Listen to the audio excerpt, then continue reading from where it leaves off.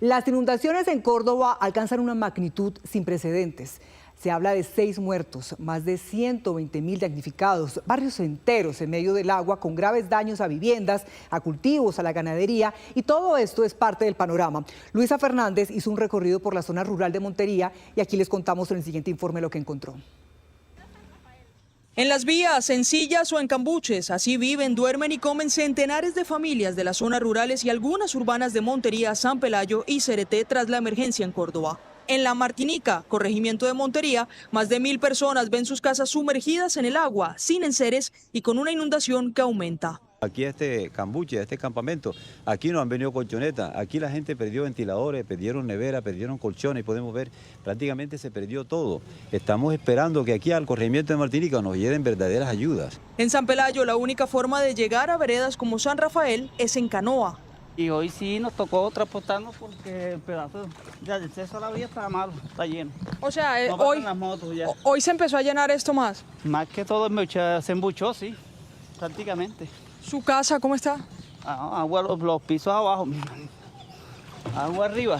Pues se perdió el plátano, muchas cosas, enseres, cultivos, se perdieron muchos cultivos. En otras zonas del mismo municipio hay algunas casas sin posibilidades de habitar nuevamente, pero las comunidades insisten en recuperar lo que les queda. En este momento es muy difícil decirte, Luisa, cuál es la solución, porque está lloviendo, Urrá nos da una esperanza de que no va a soltar más agua, porque cada día está soltando unos niveles de agua superiores a lo que suelta comúnmente, entonces lastimosamente nosotros no podemos decir soluciones para allá, no sabemos. En Cereté, aunque decenas de familias están en albergues, revisan lo que queda de sus casas constantemente. Venimos a ver si se nos hundió, si no se nos hundieron las cosas, porque imagínense, o sea, está uno siempre a la expectativa y prevenido ante que uno va a encontrar o más hundido las casas de lo que las tenemos. En total, en Córdoba se registran 4.000 casas inhabitables y 13 barrios de su capital, Montería, están bajo agua. Y pensando entre las causas que pudo originar esta emergencia que hoy registra más de 120.000 damnificados, como les hemos venido contando solamente en Córdoba, también surge el interrogante sobre la responsabilidad que tendría la represa de Urrá. Por eso nos vamos a detener en este punto y para ello nos hemos conectado con Jorge Escobar. Jorge es director del Instituto Javeriano del Agua de la Universidad Javeriana. Jorge, bienvenido, gracias por este contacto, buenos días. Buenos días, muchas gracias por la invitación.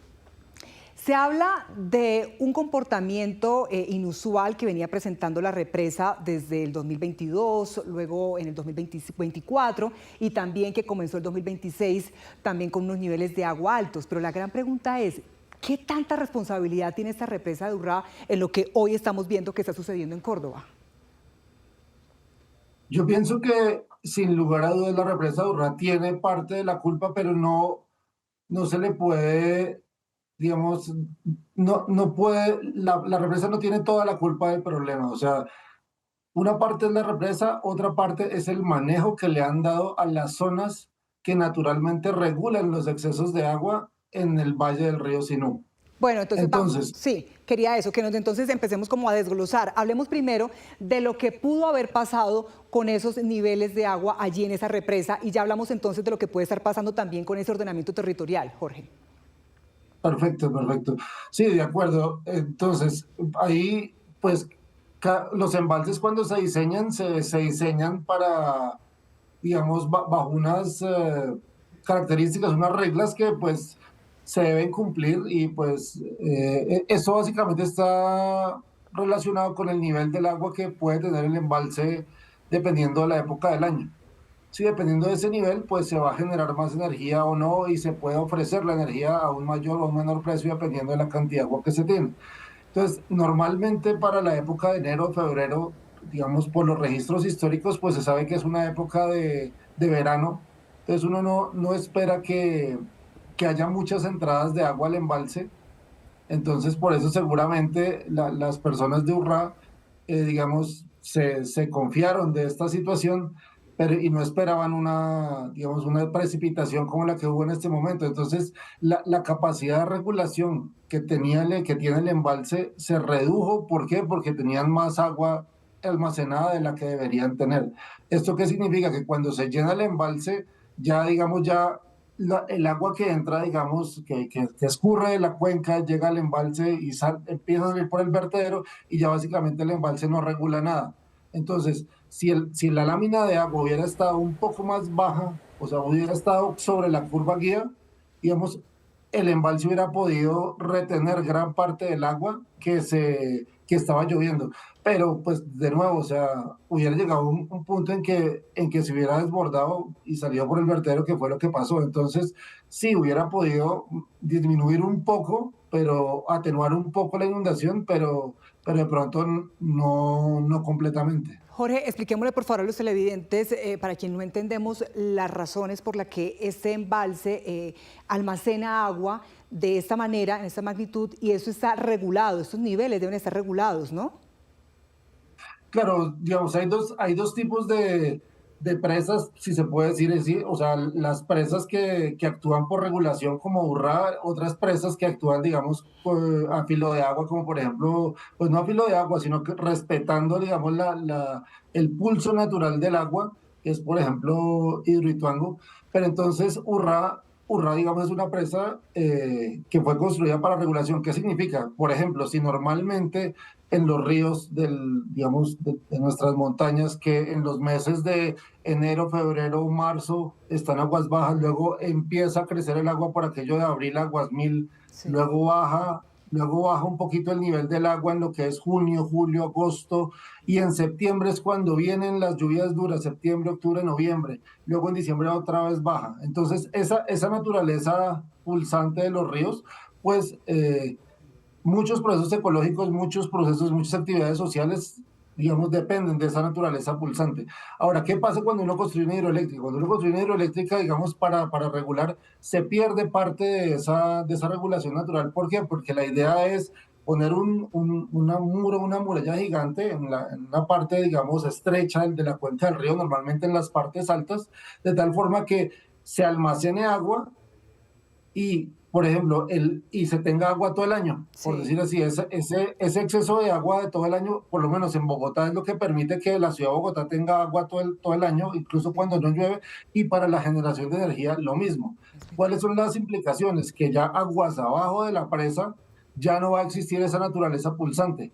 Entonces van a cambiar muchas cosas y esas cosas en la cuenca del río Sinú han cambiado mucho desde la construcción de Urrá. Por ejemplo, digamos, las inundaciones permanentes. Si no hubiera habido presa, el río Sinú, digamos, estaría sujeto a inundaciones no tan grandes, Sí. pero periódicas en cada uno de esos pulsos. A veces es más alto el pulso, entonces hay inundaciones. Entonces, como la presa ya regula eso, entonces la gente se acostumbra a que no haya tantas inundaciones y empieza a hacer transformaciones en el territorio digamos, ayudan a las actividades productivas, pero en el caso de un evento extremo como este, pues ya digamos, se ven afectadas y es donde vienen las grandes inundaciones como las que están ahora. Por eso usted decía que no se le puede echar toda la responsabilidad a la represa. Estaba hablando usted de ordenamiento territorial. Sí. ¿Qué es lo que ha venido pasando Sí, entonces señor. allí en Córdoba geográficamente y con las construcciones de los últimos años?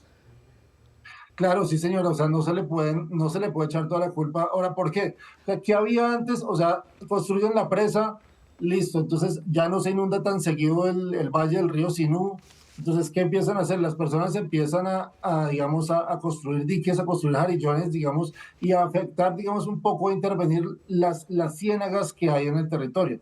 Entonces, muchas de estas ciénagas, por ejemplo, la ciénaga de Corralito, que he tenido la oportunidad de escucharla, cada vez el espejo de agua es más pequeño y cada vez hay más actividades productivas al interior de esta ciénaga.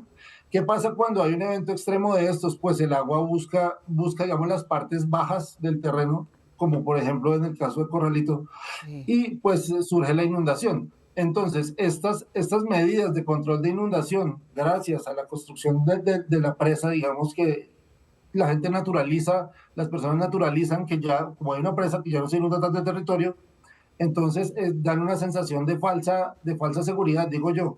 ¿Por qué? Porque entonces cuando viene un evento extremo como este que no se espera de ninguna parte, el agua sube, digamos, desborda los diques y pues lo que con ciénagas sería una inundación, digamos, regulada por la misma naturaleza, ahora se vuelve una catástrofe. Jorge, y con eso que usted nos está explicando, ¿da lugar a una investigación y posterior sanción de parte de la ANLA a la represa de Urrá, como lo ha contemplado, como lo han anunciado en las últimas horas?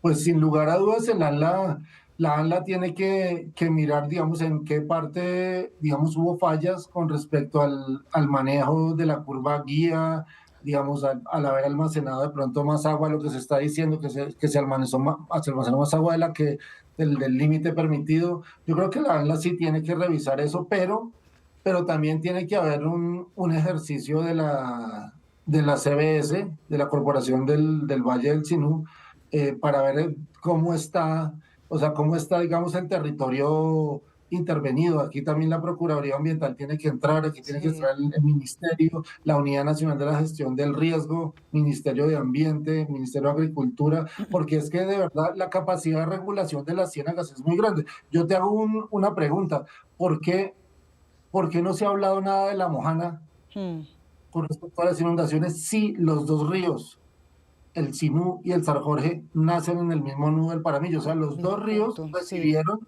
la misma cantidad de precipitación. O sea, ¿cuál es la diferencia entre la Mojana y el Valle del Río Sinú? Para mí, la Mojana todavía tiene ciénagas. Y las ciénagas son las que se encargan de, digamos, de amortiguar todas estas cosas. Ahora, yo tengo muchos conocidos en la Mojana, hablo con el Centro de Pronósticos y Alertas de la Mojana, y digamos, si bien las ciénagas están, por ejemplo, la ciénaga de San Marcos está alta, pues no se ha escuchado lo que se escucha en Córdoba. Sí hay situaciones, digamos, en la parte intermedia de la cuenca del río San Jorge, Montelíbano, unos pocos rompederos, pero no del nivel de Córdoba. Entonces ahí es donde uno se pregunta, oiga, ¿cuál es la labor que tienen, digamos, estos humedales naturales en no solo, digamos, en la regulación hídrica? Sí. Entonces ahí es donde uno se puede pensar, oye, ¿qué pasó con el Sinú?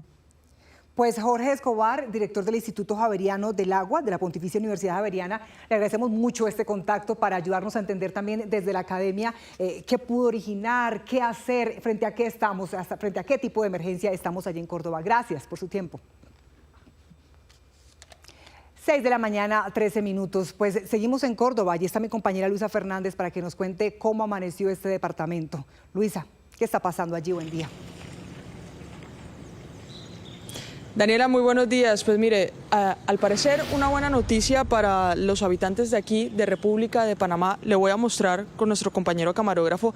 Todo esto que usted tiene aquí estaba completamente inundado ayer. Esto es el sector de República de Panamá. Al fondo está Vallejo, entre otros, pero al menos esta primera parte, que está muy cerca a la vía, empieza a bajar su nivel de agua. Estas casas que usted tiene ahí al frente, pues estaban, incluso ahí alcanza a ver usted y los televidentes las canoas en las que se transportaban ayer para sacar enseres. Pues las canoas ya quedaron sobre la vía, porque la inundación realmente empieza más allá. Es decir, que el caudal al menos, o esta inundación, estas aguas que estaban estancadas realmente aquí en este sector, empezaron a bajar y ya se pudieron descongestionar al menos del agua varias de las viviendas que están aquí alrededor. Entre tanto, tenemos que hablar del extenso Consejo de Ministros que se realizó ayer aquí en la ciudad de Montería, en el que el presidente Gustavo Petro aseguró que se necesitan, o hizo unos cálculos generales de que se necesitan cerca de 6 billones de pesos para atender las emergencias que se están registrando aquí en el departamento de Córdoba. Para eso le pidió al ministro de Hacienda que tuviera listo ya para la noche de este miércoles ese proyecto de decreto o ese decreto más bien de emergencia económica. Además, le hizo también un llamado a la Corte diciéndole que en el transcurso de este día revise entonces lo que va a pasar con esa suspensión provisional que ya había tomado la decisión la Corte sobre la emergencia económica, para revisar si se decreta una ampliada o se hace un nuevo cuerpo de esa emergencia y que puedan atender o girar recursos para lo que está sucediendo aquí en el departamento de Córdoba y en otros sectores, por ejemplo, de Antioquia y de Sucre. El ministro de Hacienda explicó cómo sería esa medida. Proponer en esta nueva decisión de emergencia económica una medida central, básicamente concentrarnos en la búsqueda de recursos a través de una medida tributaria que sería un impuesto al patrimonio a personas jurídicas. y con el mismo criterio progresivo que hemos tenido en todas las propuestas de medidas tributarias que hemos mencionado, se tendría este tipo de impuesto al patrimonio similar a otras experiencias que se manejaron en otras coyunturas de impuestos a la riqueza, se le conocieron en el año 2014. Tendríamos el cuidado de que los sectores empresariales de la pequeña y mediana industria no se vieran afectados. Mire, y en otras zonas de aquí de Montería, ya para hablar nuevamente de cómo está el sector, se declaró el toque de queda. Esto en 11 sectores de esta Comuna 1, porque los temas de seguridad estaban afectando a las ya víctimas de la emergencia por lluvias aquí en esta capital de Córdoba. Hay que decir que esta medida se implementó el lunes 9 de febrero, irá hasta el martes 17 de febrero, y los horarios en los que estará en toque de queda para que la policía pueda hacer control en estos sectores es de 8 de la noche a 6 de la mañana.